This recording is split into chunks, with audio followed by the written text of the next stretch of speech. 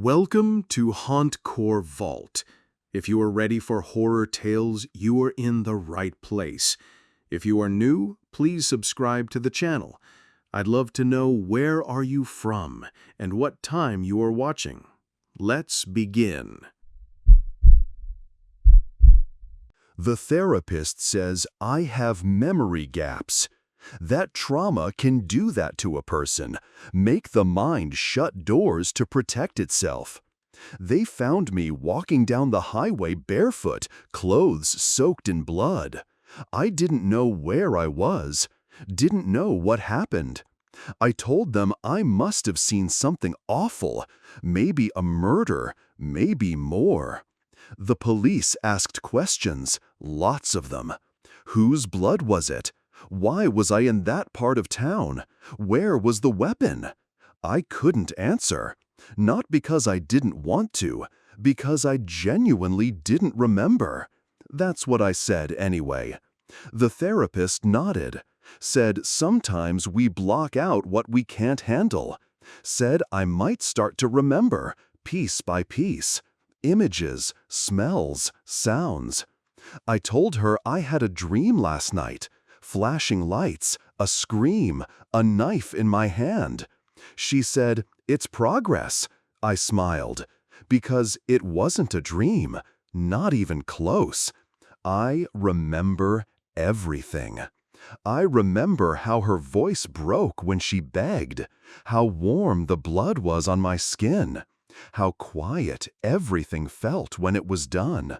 The panic, the confusion, all an act. They wanted a victim, not a monster. So that's who I became.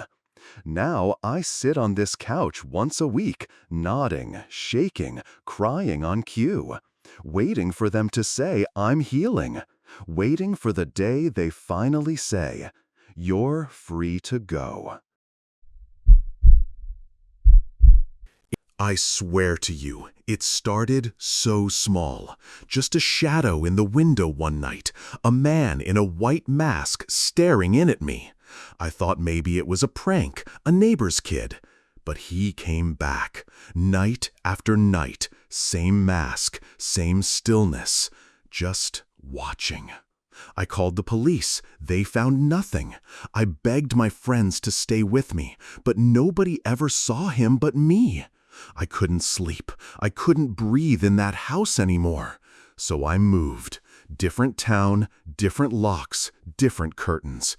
And yet, the first night I unpacked, there he was. Same mask, same window. People started saying I was imagining it, that grief makes you see things. I told them, no, this was real. I could feel him breathing through the glass. I filed reports. I cried. I screamed for help.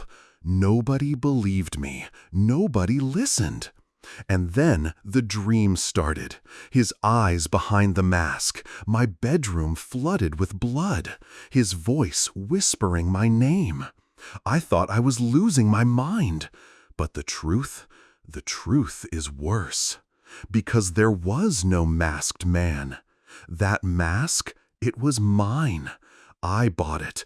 I wore it.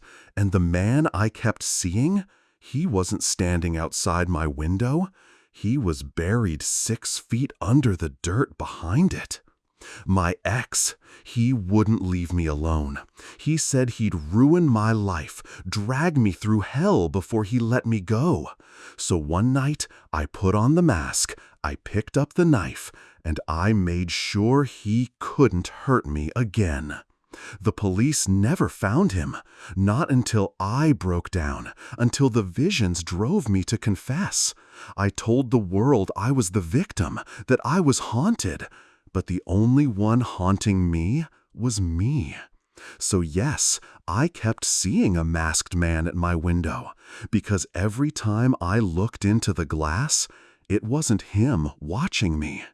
It was my own reflection.